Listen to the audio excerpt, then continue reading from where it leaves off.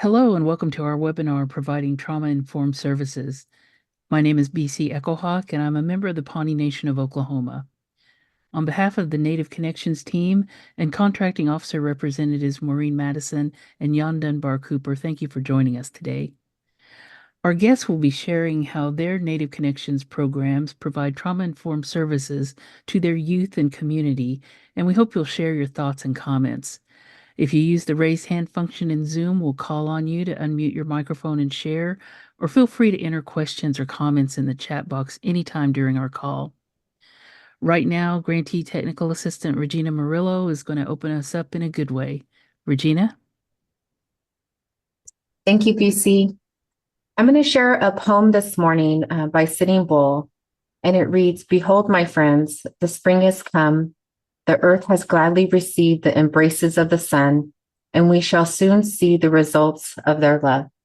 And that is by Sitting Bull. And we're, coming on spring in many of our areas, and we get to see all the beautiful, flowers, newborn animals that come through, as we drive through our local areas. So I thought it was just fitting for us to have that quote today. My name is Regina Murillo. I work for the SAMHSA Tribal Training Technical Assistance Center as a technical assistant, and I live here in Fresno, California with my family. If you're not familiar with California and Fresno is right in the middle. So I am going to pass it on to my peer, Jacqueline. Yeah, good morning, good afternoon. Jacqueline Salabayan Kia Ani Nishla. Tachini Bashishin Tobaha Edishiche do Twadijini Edishinala Kuta San Shalom. I am coming to you from awesome Arizona. My clans are Towering House, Born for Red, Running into the Water clan, and my maternal grandfathers are Edgewater, and my paternal grandfathers are Bitterwater. And so welcome to you all today. It's good to see you. I'll pass it over to John. Hi, thank you, Jacqueline. My name is John Bird. I'm a grantee technical assistant on the Native Connections program. I'm originally from the Blackfeet Reservation in Montana, where I was born and raised, but I currently live in Tucson, Arizona. So I'm going to pass it over to Candace. Hi, good morning, good afternoon, everyone. My name is Candace So, and I'm Navajo. And my clans are Shihin Nishle, Chetchitni, Bashishchi, Kiani, Dashachena, Kadene, Dashanella. I'm originally from a small community called Noshchiri, New Mexico. I currently reside in Sundance, New Mexico, which is on the east side of Gallup. And I'm a grantee technical assistant with a Native Connection, and then a SAMHSA Tribal TTA coordinator. That's me, and I'll go ahead and go next to the next slide. So the objectives for today's presentation will focus on 3 areas, and they are to explore trauma-informed strategies that are culturally relevant and strength-based. Secondly, learn how to engage youth, families, community with trauma-informed approaches through program implementation. And thirdly, to become familiar with the concepts that foster resiliency while building trust through respectful relationships. Next slide, please. What is trauma-informed? Trauma-informed care is a patient-centered whole person approach to health treatment that recognizes trauma's effects. A trauma-informed framework helps trauma survivors regain control and empowerment during distressing events by providing physical and emotional safety. It also stresses the need to avoid re-traumatization and any existing trauma that may appear throughout the treatment process. Healthcare practitioners are discovering the importance of trauma-informed treatment as they learn more about trauma exposure at different levels. On this slide, SAMHSA outlines trauma-informed treatment by utilizing the 4 assumptions, also known as the 4 R's of trauma-informed care, along with the 6 key principles listed below. We will not be able to go over all of the steps in this slide within this presentation, but we wanted to recognize the significance of the SAMHSA framework and encourage you all to learn more about this approach through SAMHSA resources. With that being said, within this framework, a patient-centered care approach must be individualized and reflect the patient as a whole person. This brings us to our next slide where Jacqueline will elaborate on what that may look like. Awesome. Thank you, Candace. To elaborate more on trauma, SAMHSA's definition is trauma results from an event, series of events, or a set of circumstances that an individual experiences as physically or emotional harmful or threatening, which may have lasting adverse effects on the individual's functioning and mental, physical, social, emotional, or spiritual well-being. Traumatic events may be experienced by an individual, a generation, or an entire community or culture. And that is the 3 E's of trauma. And that's a helpful reminder for you. The 3 E's are event, experience, and effects. So when we think about our relatives, our communities, our families, and multiple generations, specifically of American Indian, Alaska Native populations, my thoughts go to trauma experienced by one person's trauma rippling out to families, groups, communities, etc., much like you see in this visual that defines the different types of trauma. Individual is one person, family is multiple members, groups, some examples are women or children adopted out or sent to boarding school, also known as adverse childhood experiences. And then community often has structural or social traumatic consequences. Examples are relocation and mass trauma, large numbers of people, that is mass trauma, and more specifically, American Indian and Alaska Native populations. So as we move into the next slide, when we think about trauma, some words come to mind: historical trauma, intergenerational trauma, ongoing or recent trauma. And in the chart here, there are a few of the impacts that trauma can have on an individual. The impacts can affect a person's emotional, behavioral, physical, developmental, cognitive, interpersonal relationships, and spiritual self. So in the far left column, the emotional impacts can include those listed here and refer to a person's emotions. And that includes the person's ability to understand, express, and manage one's emotions, and shapes our social relationships, well-being, and academic success. The behavioral impacts are listed here and include actions and reactions of living beings that include everything from simple reflexes to complex social interactions, and has influence from internal and external factors. The physical impacts that are listed here, our physical self is our body, which includes nutrition, physical activity, sleep, and substance intake. And then the developmental impacts that are listed here on this slide include effects of external and internal events on an individual's growth, development, and well-being that encompasses physical, cognitive, emotional, and social aspects. And then the social impacts that are listed on the screen are included here, and this refers to the process of how an individual learns, thinking, and understands their environment around them. And then the interpersonal impacts, they are listed below here on the screen, and interpersonal refers to the relationship between people. And then the spiritual impacts listed there refer to creating a deeper connection to oneself and something larger than oneself, seeking a purpose in life, and can be approached through various practices. And keep in mind, coping mechanisms may exacerbate impacts, which may lead to ongoing chronic health conditions and have social and economic impacts on an individual. Also, keep in mind, each person processes trauma differently. So from here, I will pass it over to John. All right. Thank you, Jacqueline. When we talk about trauma, we can see that it has a negative impact on many aspects of our being and of our life.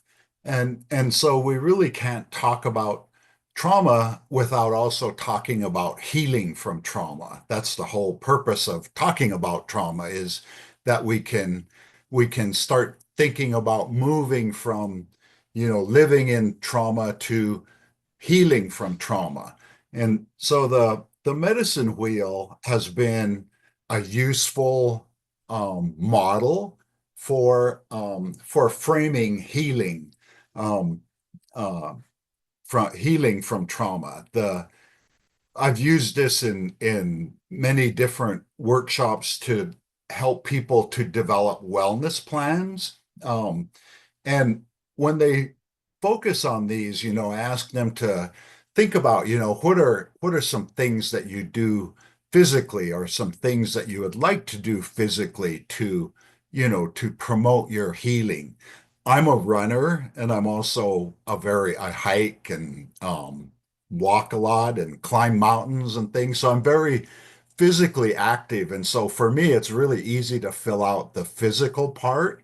Um, uh, but when I do this, one of the things I realize is that I can really get out of balance. And if all I do is physical activity, I'm neglecting, my spiritual needs, or I'm neglecting my emotional needs. And those are kind of the two that are for me are the most easiest to neglect.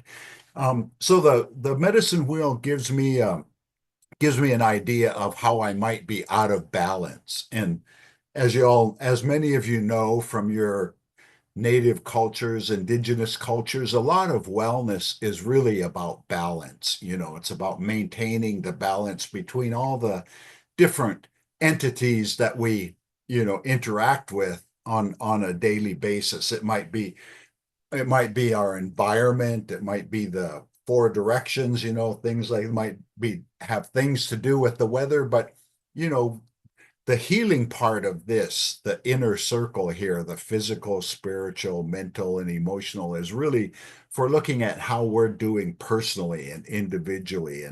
And this is really helpful for me because I can think about, who do I need to do? What are some ways that I can become more emotionally balanced? And what are some things that I can do to heal emotionally and to heal spiritually? To heal mentally so that I'm not just doing a bunch of physical activity and not anything else. So that's, healing informed care is important because we all have to take care of ourselves. And I think, a number of the speakers are going to talk about that and address that it's hard to impart healing or wellness to others if we're not doing that for ourselves. You can't give to others what you don't have yourself.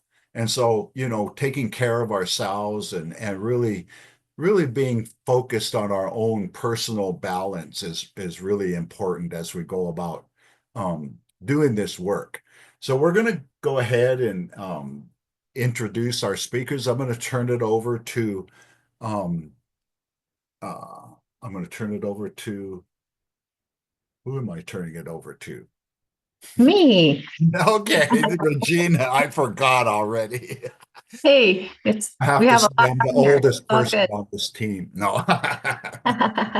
No problem. Thank you very much, John. It is a pleasure to be able to introduce Ruben Garcia. Ruben is a member of the Manchester Band of Pomo Indians. He is also the director of the Native Wellness at the Fresno American Indian Health Project. He has been at FAHP serving the Native community for more than 12 years. Ruben enjoys working in the Native community, focusing on health, wellness, and cultural connection for all individuals. He leads the amazing Native Wellness team in providing housing resources, SUD services, gardening, peer support, and cultural services in Fresno and the surrounding areas. Ruben gives thanks to his amazing team and coworkers at FAHP and most of all the community for allowing him to work alongside them in this great work to push our communities forward. And without to do, Ruben Garcia.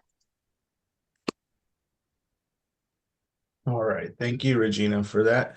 And I appreciate this team as well. I couldn't ask for a better team to work with. I appreciate Jacqueline and John walking us through and bringing us to this point here where I want to share a little bit about being culturally mindful and trauma informed. And again, excited to be here to share this with you and with the introduction with Jacqueline and John to trauma itself and defining, and then also looking at informed care. I'm just going to dive a little bit deeper into what that looks like and what my experiences have been in really implementing this in our community here in Fresno. Next slide, please. So when we bring up the word trauma, or when we start to think about our communities and traumas they have experienced. One thing I really like to do is really kind of set the stage for the conversation, and that's one thing is keeping in mind our own healing, right, and knowing that we are about to step into a space that may be sensitive for some, maybe not for us, but maybe for others, or maybe those who we're working with. So again, we find ourselves time and time again in a space where we may be the person who our community leans on, our family member leans on, our relative leans on, and maybe that healing space and that healing person. So, there's a question that's always asked is who heals the healers? So thinking about that and keeping that in mind when we step into that space of just trauma and healing, because we all need it and we all need to think about also our own experiences and our own healing. And I like what John said was, we can't give what we don't have. So just keeping that in mind as we walk through these slides that I'm about to cover. And again, really acknowledging that secondary and vicarious trauma are very real experiences. So when we're working with communities that may have been harmed or historically harmed over time, our relatives in our community come through that door with things that we have to unpack sometimes, or maybe sometimes it just comes out all at once. And knowing that some of that sticks with us, some of that we carry with us. And a lot of that is due to our healing natures, right? And our caring and compassionate nature, and our helping nature. So sometimes we do carry that with us, and sometimes it does stick with us. So understanding that those experiences are real and we need to take time to take care of that as well. So I have a little guy here, he's chopping wood and he's just getting ready. He's getting ready for ceremony. So he's cutting all the wood they need. So he has a lot of work ahead of him, and so do we. And there's a note there that says, what is a key coping skill, stress management, or self-care practice that you use in your own life? And just kind of keep that. You can drop in the chat if you like, or just keep that in mind as we go through, because those coping, stress management, and self-care practices are very key when we start to get in these spaces. Next slide, please.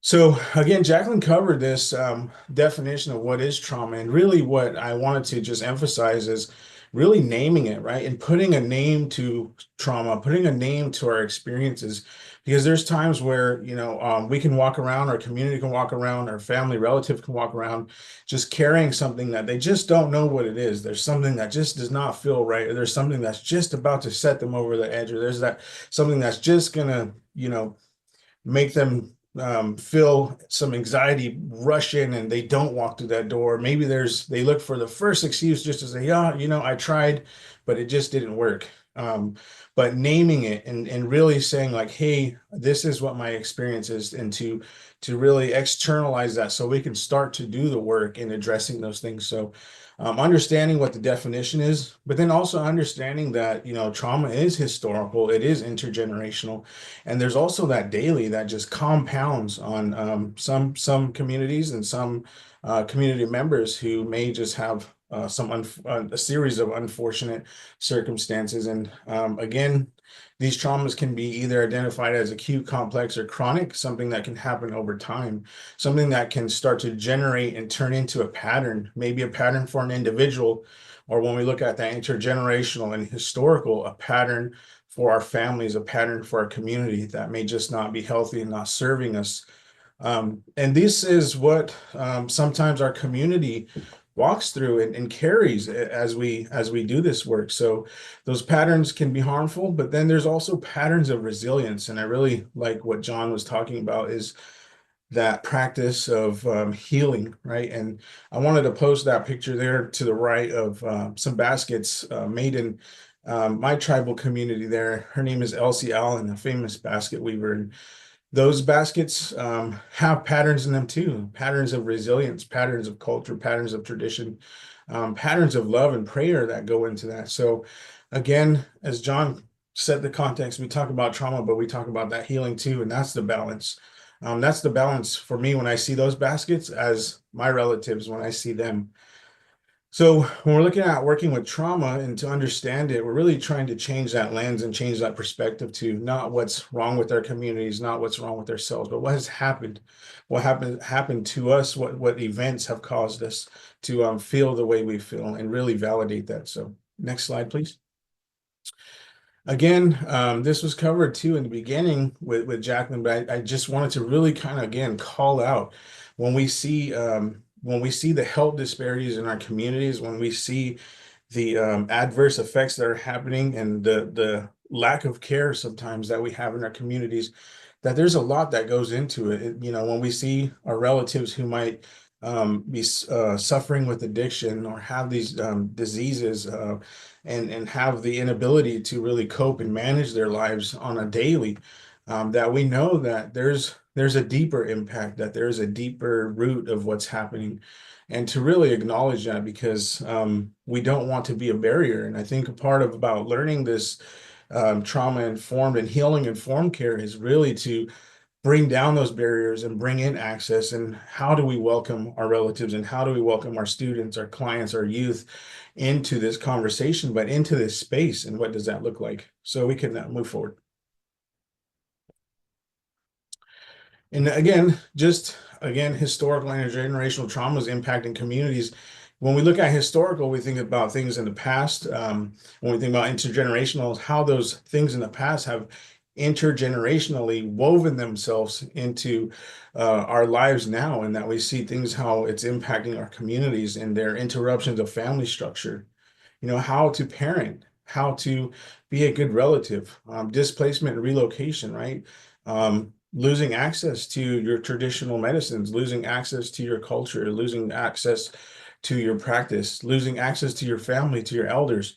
All these things have effects, and lasting effects as well. And when we look at things like lateral oppression, it's, you know, our communities sometimes can be in so much hurt and pain that it starts to permeate out to those who we care about, and to those who we help as well. So we can go to the next slide. So when we think about these things, you know, I really like to look at whole person care. And when we look at that whole person care, again, I really like the idea of bringing that medicine wheel in. And this is a tool for another day that was published by the Fresno American Indian Health Project and their youth council, and they called it the Personal Balance Tool. Now, this is something we've used within our youth groups, within our youth planning. However, we also use this within our service delivery and also our service system model. So when we look at this, we also can see that whole person care spiritually, emotionally, physically, and mentally. So when we look at, you know, working with communities, it's how do we create that sense of belonging? How do we identify and help people master their skills and gifts? How do we create that interconnectedness of our community where we're helpers, but then also passing that along to each other and being connected to support our community, whatever their responsibilities might be? And then we look at that generosity piece. How do we become problem solvers? How do we give back? How do we commit to this healing care? So we can go to the next slide. So not only is that whole person important when we look at all those 4 areas, but then we also have to realize too that our community matters. Our community matters so much so when we're working on that interconnectedness, especially. So when we look at things, again, historically and intergenerationally, we see some of those symptoms of those effects and impacts when we look at ACEs. And when we look at those assessments that we're maybe doing or may thinking about doing, and we see these symptoms that come up, whether it's depression, whether it's anxiety, whether it's poverty, all these things that might come up, substance use, domestic violence, homelessness, things that we know are sometimes the reality of our communities and what we're working to really mitigate. But then when we look at our community, we have to look at our community environments as well. So I like the roots here. So there's 2 sets of ACEs. There's that adverse childhood experiences, but then we go down to the roots and we look at adverse community environments. So there's that poverty, discrimination, community disruption, lack of opportunity, economic mobility, and social capital. There's poor housing quality and affordability, the violence that is just rooted right in some of our communities.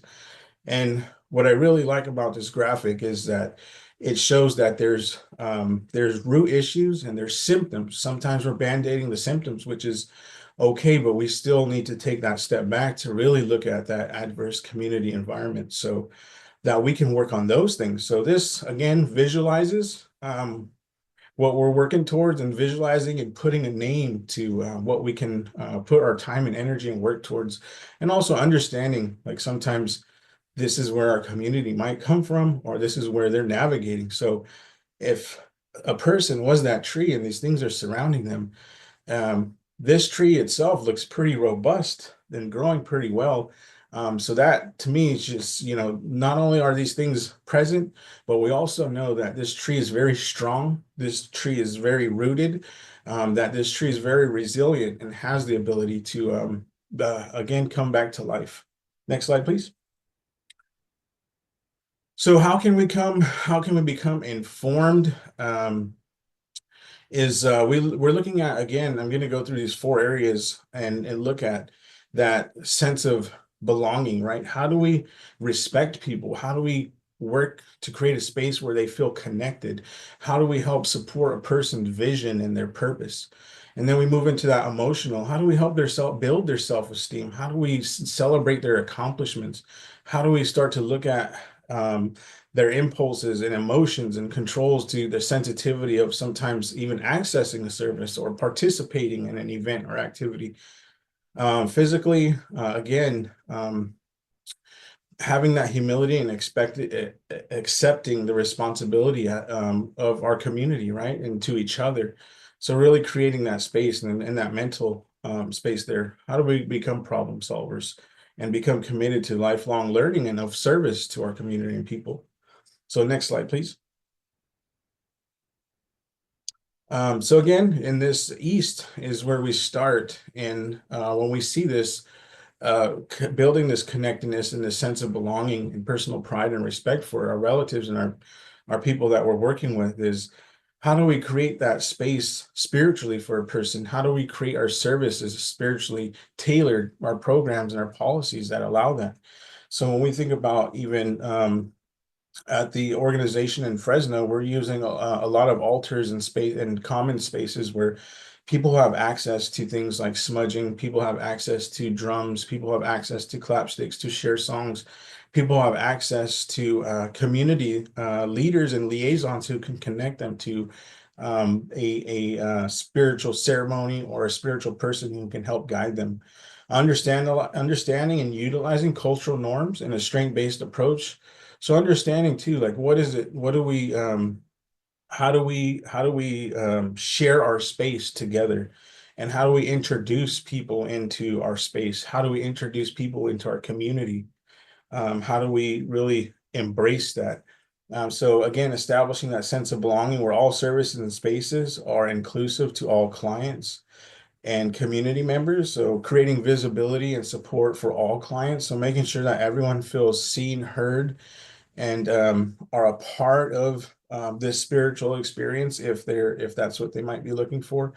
And then a big one at the end there is building trust within the community and with individuals. So when we're looking at services in particular, like having roadmaps of services, having staff, providers, security paired with groups and paired staff. So just knowing where you might need extra support, when you might need extra support, and kind of having that available for your community and for your staff as well. So we can go to the next slide.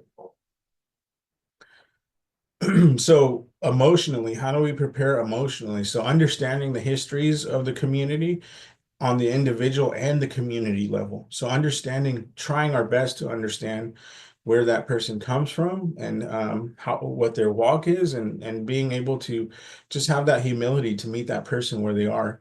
Know when to support when emotional regulation is needed or making the necessary connections. So understanding that we may have goals of our own, or we may have tasks of our own that we're trying to make it through during an appointment, a visit, activity, event, whatever it might be.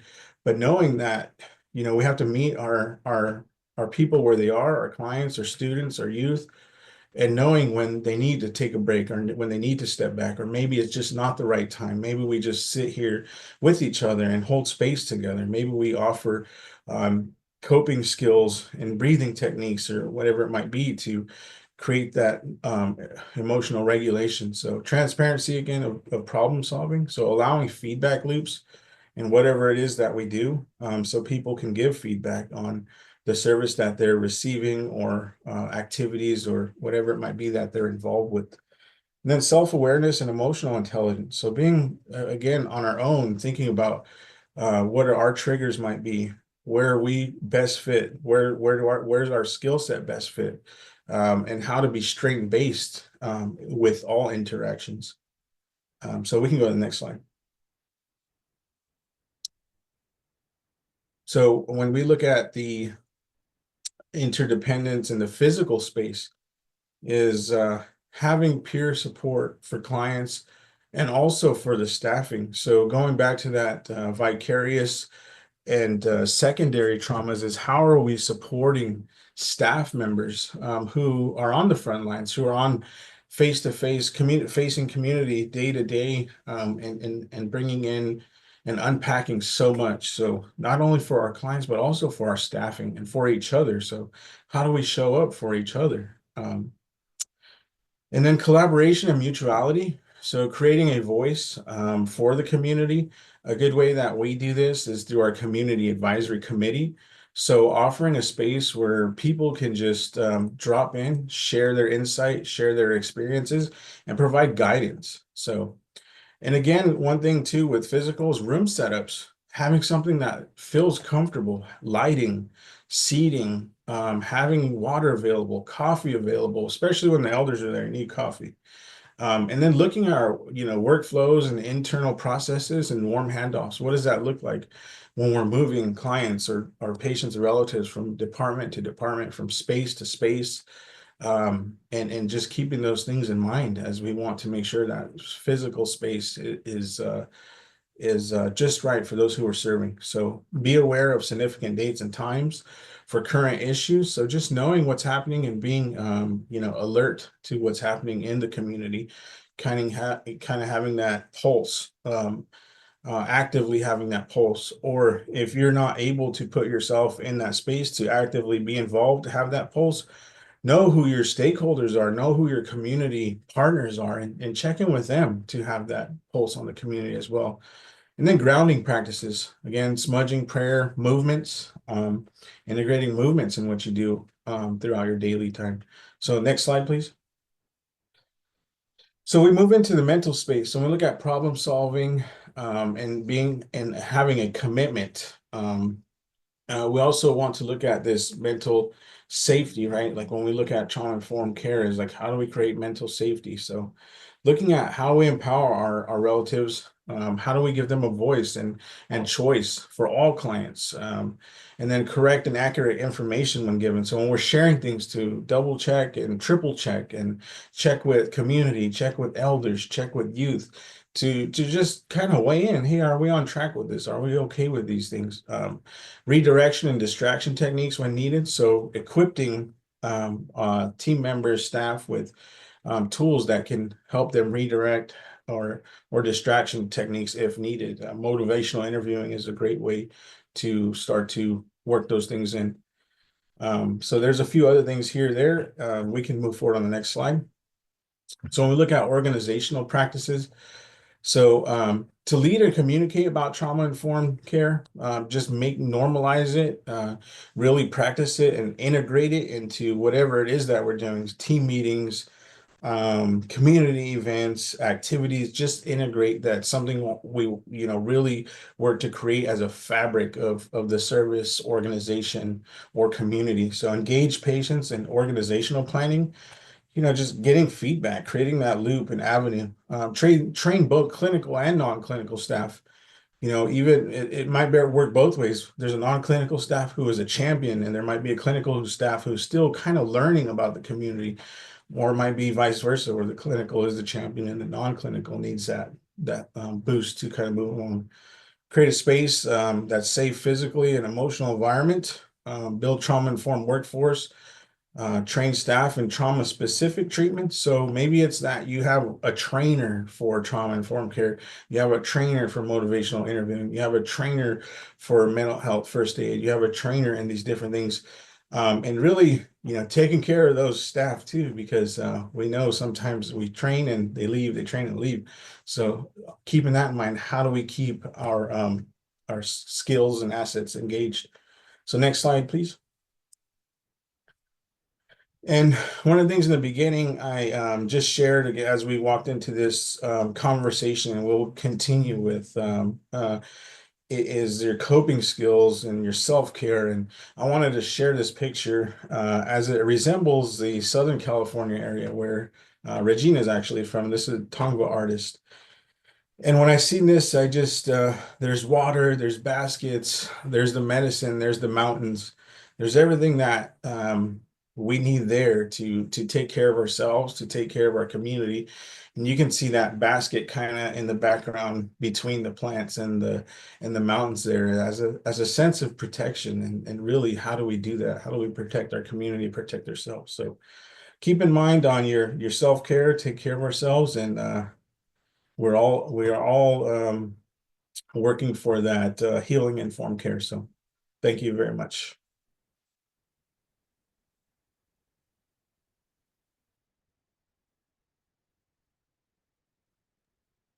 Thank you, Ruben. Thank you for that wonderful presentation. I'm going to pass it over to John. All right. Thank you. I was talking away and I was on mute. So thank you, Ruben, for that awesome presentation about trauma informed and in a variety of different settings. So I'm going to go ahead and introduce our next speakers. There's two of them, and they are from the grantee. I'm the GTA for this grantee. The grantee is the Confederated Salish and Kootenai tribes of the Flathead Reservation in Montana. And they have a Native Connections grant there that's based at the tribal school. And the name of their tribal school is the Two Eagle River School. And it's a tribal school, but on the reservation that a lot of the kids that go there are pretty high risk. They're kids that have flunked out or got kicked out or fell out of the public school systems on the Flathead Reservation. And so the Two Eagle River School is in a lot of cases their last chance at getting an education, getting a high school education. So these two people work really hard to make sure that happens. And so I want to introduce the next speaker. I'm the GTA for them, and so I work with them. I've been working with them for 5 years, and one of the things that they were talking about at the beginning is that they wanted to, be more trauma informed at their school. And so, we embarked on this journey, and they're going to share that journey with you. So I want to introduce to you the superintendent of the Two Eagle River School, Rodney Bird. You notice him and I have the same last name. We're actually cousins. Montana, the Montana Native community is small, and we know lots of people on all the different reservations, and so and the other presenter that's going to work with Rodney is she's an evaluator at the school, about an evaluator for the Native Connections program. She's a grant writer. She's a program developer. Rodney told me that she's probably brought more resources into the Flathead Reservation than any other person that's alive today, just by her expertise as a grant writer. And I love working with her. I love working with both of these folks here. So I'm going to go ahead and turn it over to them to talk about their journey to becoming a trauma-informed and resilience-based school. Take it away. Thank you, John. What a nice introduction. As John mentioned, I'm Cindy Odell, and I work at Two Eagle River School as a consultant. And I write grants, I help manage them, and I help evaluate them. Okay, my name is Rodney Bird, and I'm Scott P. Picundy of the Blackfeet Nation, and I've been working here at Two Eagle River School for 31 years. And so let's go on to the next slide, and I'll give a little background. So as John mentioned, we're a Bureau of Indian Education Tribal Grant School, and there's 7 school districts on the Flathead Indian Reservation And we bus students in from every district every day. So we have quite the bus routes that start early. And the reason we serve the most at risk is the native population that falls through the cracks in public schools for all the various reasons. Historical trauma, dysfunction, they're dropping out, falling behind, and all the ills of society. So this school's been here since 1974, serving these Confederated Status Kootenai and Pend Oreille people, but also all other tribes in the state of Montana as well as across the nation. And the demographics we serve, it makes sense. In 2019, we had a cluster of suicides. There were 22 tribal members committed suicide, and of those 22, 80% were either current or former recent graduates of Two Eagle River School. And so we sought out some way to help the people, help the students, the community that we work with. And we applied for the SAMHSA grant, and we were fortunate to get it. And we'll go on to continue our story in the next slide. So one of the first things we did with our Native Connections grant was to develop our strategic action plan. We knew we wanted to become a trauma-informed, resilience-based school. And so we reached out to John, our GTA, who was able to refer somebody to us. Her name was Franchon Francis. And Franchon was the founder of an organization called Healing Your Almond. She was also a licensed clinical mental health counselor, and she was a certified trauma and resilience trainer, and I would say expert. And the next slide. So one of Franchon's gifts was her ability to teach us about the brain, but in a meaningful and in a way that we could understand. Sometimes people get a little overwhelmed when we start thinking about all the different things that our brains do. But Franchon was just very direct, and she was very supportive. The other thing we knew is we wanted to include all of our school staff. A lot of professional development has been traditionally focused on our teachers, but we sort of challenged that model, and we believe that all of our staff needed to be provided opportunities to learn about trauma and healing. So we included bus drivers and cooks and counselors and administrators. And it really was an all school participation in trainings with Franchon. The next slide. And one of the things Franchon really had us focus on, in addition to becoming certified, I'll talk about in a second, but she really wanted to focus on self-care. She really believed in the importance of co-regulation, mirror neurons. And as I think it was John who stated it earlier, that in order to give to others, you have to be at your best yourself. Franchon used to say you can't give from an empty bucket. But one of the things that Franchon guided us through was the opportunity to become certified by STAR.org. So we had 5 of our staff complete a series of 5 courses. Each course was 8 hours plus, it seems like. And then at the completion of our 5 courses, we took an exam, and to show that we learned what we were supposed to learn to be certified practitioners. We also had 13 of our staff, or a large number, who became certified specialists in becoming trauma-informed, resilience-based. So they completed a course, but it wasn't just the course, I think, that made a difference. It was really the approach that Franchon used, and that was to make healing just an everyday part of our lives, that it wasn't an add-on, it was something that we engaged in meaningfully every day. One of the things that she did was to provide monthly check-ins. So after work, we had a large number of us who Zoomed in and were able just to check in with each other. How are things going? What are you struggling with? Do you want help? Suggestions. And Franchon really let us take the lead in that, and just was able to provide, I guess, the support, the information, and the resources that we needed to get us going on our journey. And real quickly, if I'll add, one of our teachers, Stephanie, who was certified practitioner, I asked her, well, how does it make a difference in your day-to-day at the school? She said it made her more patient and understanding. She's able to recognize signs that the kids were in need of help and give her tools to talk to the student, to assess them, and then refer them to a counselor if needed.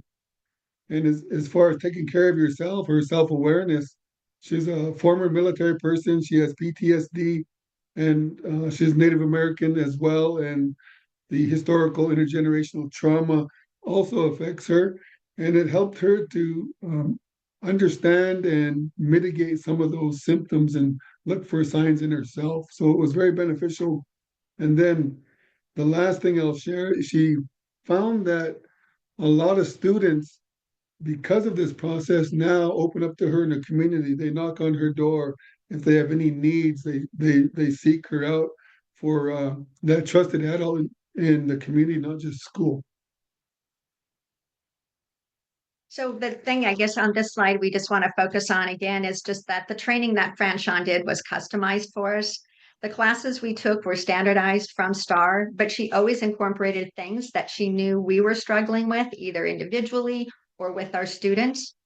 Franchon also provided opportunities to work with our parents and our students. She actually became a certified counselor in Montana so that she could reach out to students.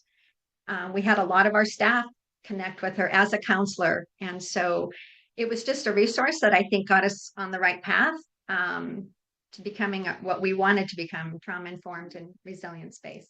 Mm-hmm. Next slide.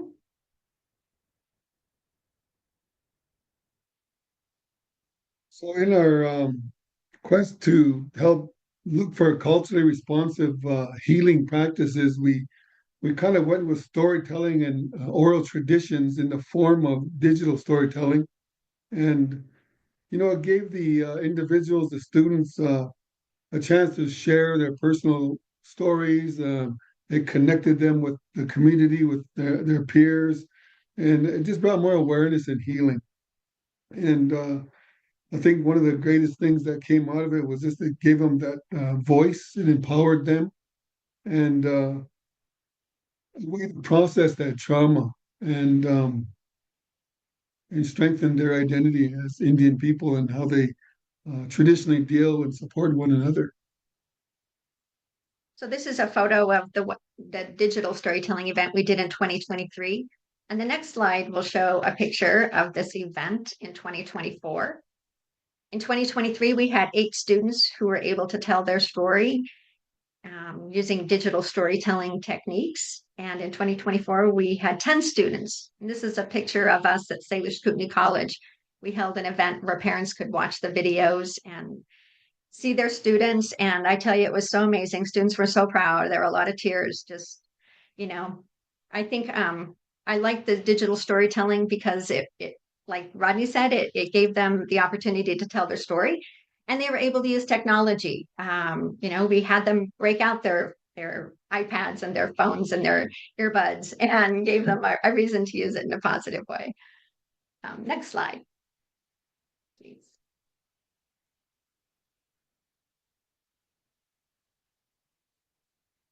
So were you going to?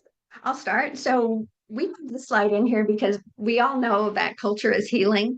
And so I was just so proud of 2 of the teachers at Two Eagle here who took it on themselves to create a course around Indigenous science and research methodologies. And the purpose of the class was to teach students about a particular topic, and the students chose making a sturgeon nose canoe. And they were able to incorporate opportunities to learn with elders. And this is a picture of the students with just the frame of their canoe. Did you want to add some things too, Rodney? Well, just the process really helped to bridge that intergenerational gap between our elders and the students, working together, sharing stories, sharing their wisdom. And Wayne McCoy was a Kootenai elder that learned from the last person before he passed away. He was the last one that knew how to make these Kootenai sturgeon nose canoes. And so he led the process with the students, and he was very hands-on, very involved. It was just awesome to see that process.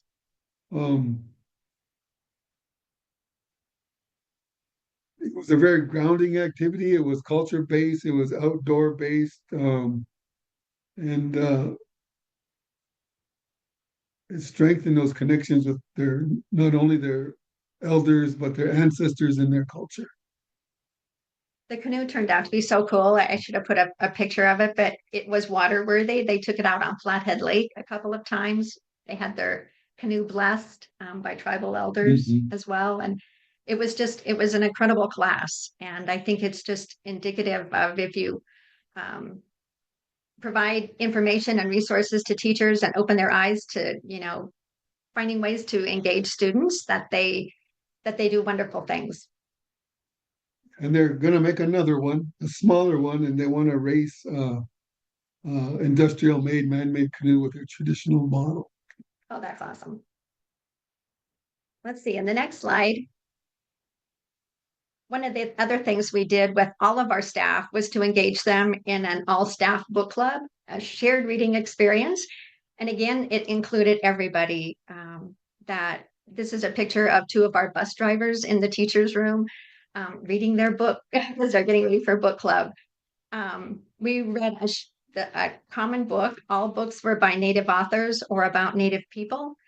Some were fiction, some were nonfiction. We've been doing this for 5 years, and I think we've read over 20 some books. These were two of our favorite books. I really appreciate the book clubs because they became sort of a culture of the school. Every Thursday morning from 7 to 8, our teachers and staff get on Zoom and are able to engage with each other on what they just read, how it pertains to their lives, to their students' lives, to the community, to their cultures. And it was really a time for them to talk about something in common other than maybe student issues or attendance problems, graduation rates. Those things can wear us down, but these were things that we knew our students and families were dealing and maybe struggling with, but it was brought in a way that we felt safe to talk about it and safe to say, we appreciated, being able to learn something from other cultures and other tribes. Anything else about the book club? And then I was going to say one more thing is, so those who do not like to Zoom, we also do an afternoon book club. Our bus drivers come to the afternoon because they're doing bus routes in the morning. But in the afternoon, we get together and do face-to-face. And it's also nice for people who don't feel comfortable on Zoom, like me. Next slide, please. And I'd be glad to send the list of books that we've read. So we finally listened to our GTA John, and I encourage everyone to listen to their Native Connections staff because they have a lot of experience, and we're very apprehensive about trying to take on the endeavor of putting on a GONA for our youth. And so we finally got it off the ground. We planned it right when school got out in June of 2024. And, it was all about wellness, balance, connection to culture, land and community, and the themes of belonging, mastery, interdependence, generosity, all woven together to help suicide prevention, substance abuse, and to empower the youth. It's just an awesome event, well attended by family members. We had some of our partners in the grant sent representatives and then a lot of staff. And we kind of built off that into the next school year and added things to our SAP.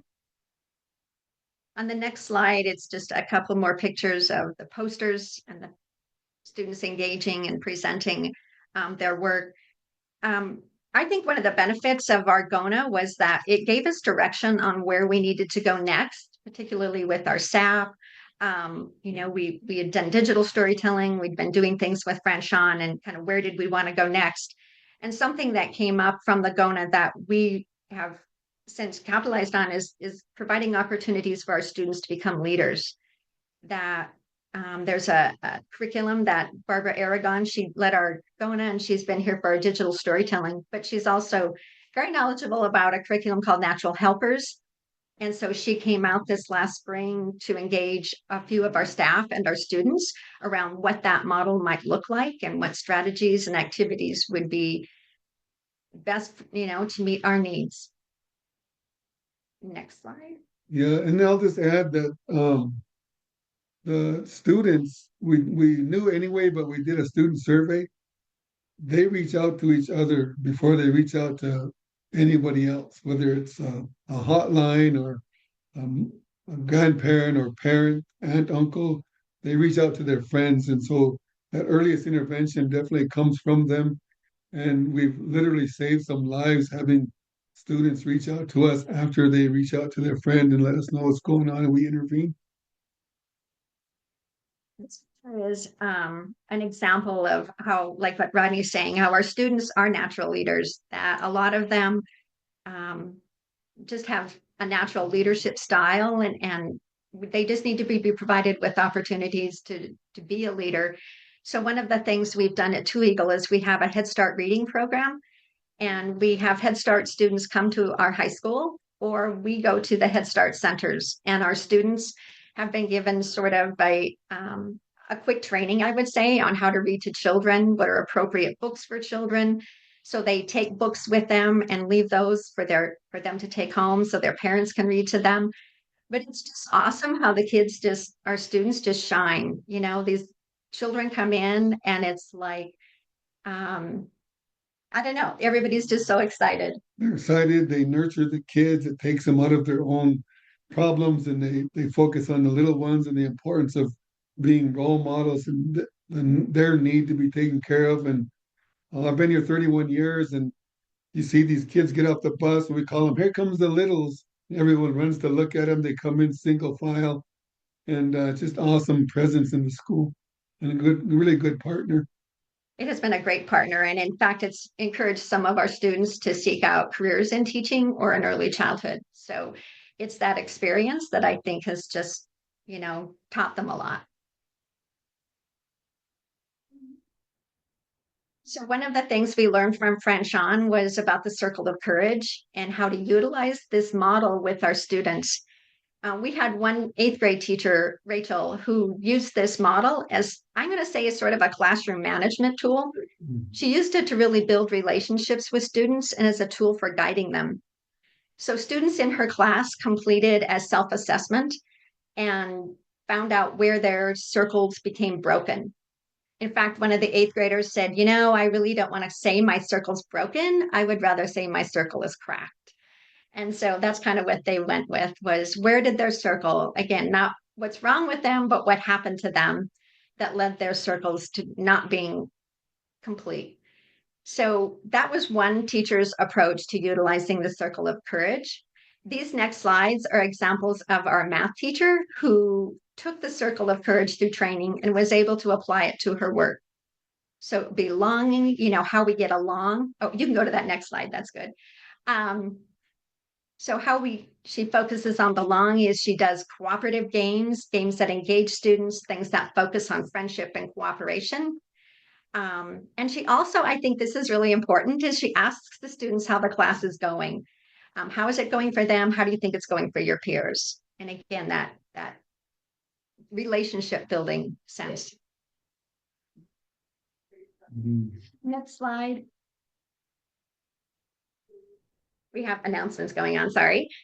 Under mastery, I like her quote here. Mastery is easy in math, right? Yeah, right. Where she really had to look at how to redefine success. But one of the things she said is just, notice what students do well and pay attention to that. Make it a big deal. And then build on it. Help them to find ways that they're an expert and see if they can use that expertise with their peers. Again, I think our students are natural helpers, and giving them opportunities to teach others is a great way for them to learn even more. And then one of the key tenets of our classroom is not to be afraid to fail. A failure is not a bad thing. They might rework a problem or work it a different way and find success, but to analyze it and then figure out a way to move forward in a good way. So those are strong lessons that were also learned in that class. On the next slide, she talks about the concept of independence or interdependence. So really what she's talking about is being able to do your work independently. And again, what Rodney's saying, being wrong in the right way is okay. And we can even see it as a skill in creativity. And the next one is generosity. And I think I agree with Shadi, as this is one place our students really do excel. Our students are very caring. They're very empathic. In fact, sometimes to a fault where maybe they become a little too protective and overhelping.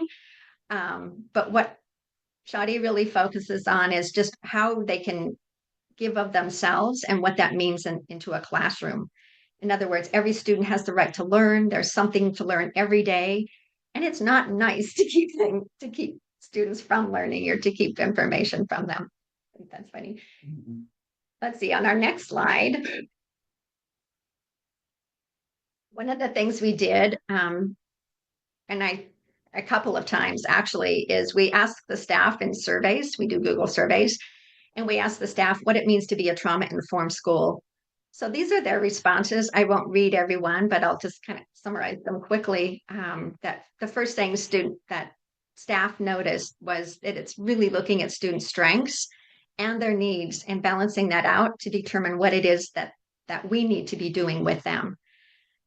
It's really listening to our students, hearing their stories, and then providing individualized support. And it's about paying attention to other people's needs and finding out when is a good time to help and how. One of the things Franchon did with us is she had us create I can't remember what she called it, the cookie exchange. And so we signed up and said, here's some things that I would be willing to provide to others, and here's some ways I need help. And so in this cookie exchange, we had 2 posters. And so people knew if you needed help with cooking or sewing, that there were people who were willing to do that, beading, all kinds of things. But it was a nice way for our staff to connect together. The next slide has more of these responses from the survey. Becoming aware of your own needs and making sure, again, that your bucket's full so you can give to others. She really focused on self-care. She said self-care is not self-indulgence, that it's essential. She talked about how being trauma-informed is being proactive instead of reactive, and that being a trauma-informed school means we have a system-wide and comprehensive process for providing mental health services for our students, our staff, and our families. And again, we don't see, it's like culture. It's not an add-on. It's something that we've integrated throughout the school. And lastly, being trauma-informed means having opportunities like our shared reading experience, where we can talk to others about our experiences, about our struggles, and about our successes, and come together and build relationships in that way. It's creating a variety of safe spaces for our students and having tools for them. One of the things that we did with our grant this last couple of years is we provided mental health toolkits. I think they were called well-being bundles. And our counselor put together these bundles that contained like coloring books and markers and fidget toys and clay and all kinds of materials for them. And we gave them right around December. And the students, it was so amazing to watch them open up their gifts, because a lot of them said this was the only gift they'd be getting at Christmas. And it was something that they took home, and I knew that they were going to just love those and utilize them. And sometimes Christmas is a hard time for our students. And so lastly, it's just having that foundation and making sure that we're doing all we can in every area of our school to make sure that we're meeting the needs of our students and our staff and our parents and our community. And that's it. Limlin Pesia.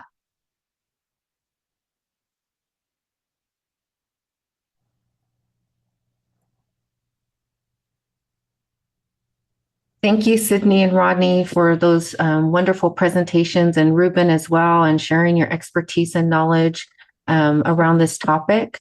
Can we move to the next slide?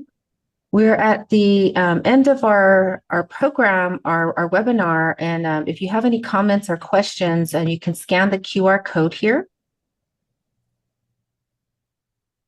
Can we put the QR code in the comments as well?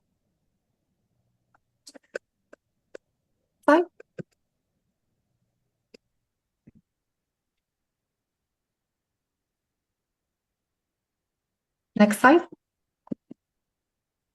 Some upcoming events, some webinars that are coming up are Stories of Strength, Cultural Wisdom, and that is going to be on April 9th. Culture is Prevention on April 15th, Partnering with Local Law Enforcement on April 22nd, and Native Connections Symposium, which is April 29th through May 1st in Bloomington, Minnesota. And I'll pass it over to Jacqueline. Thank you, Regina. I was just thinking about all the good information that was shared, and I want you all to follow me and take a deep breath in through your nose and out your mouth. And so we're going to start with a deep breath through your nose and out through your mouth. And that was something that I did after I heard all those good words and talking about, how we're healing our communities. And so I wanted to share just some brief words about knowledge and skills, and basically a good reminder, good heart words. And first, I would like to thank our team here, Ruben, Candace, Regina, Sydney, Rodney, and John for providing their expertise, for their time, their words, and their physical presence. And so I would like to give recognition and recognize the goodness, the healing, the strength, and the resiliency in each and every one of us here today. I think that's very important because we often forget about ourselves. And so giving recognition to each of you and remembering that you are worthy. And so I would like to remind each of you that we're all here for a purpose and for a reason, and you are in your position for a purpose and reason and what brought you here today. So I want you to recognize those skills that you have as an individual. And think of some of the many skills that you have gained through the years, the survival skills, the professional, physical, emotional, social, spiritual skills, and the positive skills learned during your childhood, which you have refined through the years, and now you are giving back in a good way and healing our communities. And I also want you to recognize the knowledge that you carry, the traditional, the cultural, personal, and Western. We all carry beautiful experiences. And we must also give recognition and give gratitude for the gifts that we have of knowledge and skills that have helped shape our identity, our worldview, our strength, and our resiliency. As we continue to be resilient, as we continue to walk on this healing path, we must face good times, we must face bad times, difficult times, and we eventually heal and grow. And as we heal and grow, we begin to give back in ways of helping, teaching, mentoring our young and children and those who are in need. And we're all needed, restoring and reinvigorating our communities from all directions. So we send gratitude to Creator for our children, our parents, our elders, our family, our communities, our ancestors, our teachers, ourselves, and to each other. And again, to Creator. And that is all. Have a good day, and we'll see you next time.